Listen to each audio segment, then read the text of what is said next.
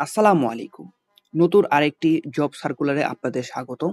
আজকে বাংলাদেশ বেসামরিক বিমান চলাচল কর্তৃপক্ষ অথবা ক্যাবের যে একটি নতুন সার্কুলার প্রকাশ করা হয়েছে, এই সার্কুলারে মোট ৭২ টি পদে ৮৮৭ জনের একটি বিশাল নিয়োগ বিজ্ঞপ্তি প্রকাশ করা হয়েছে।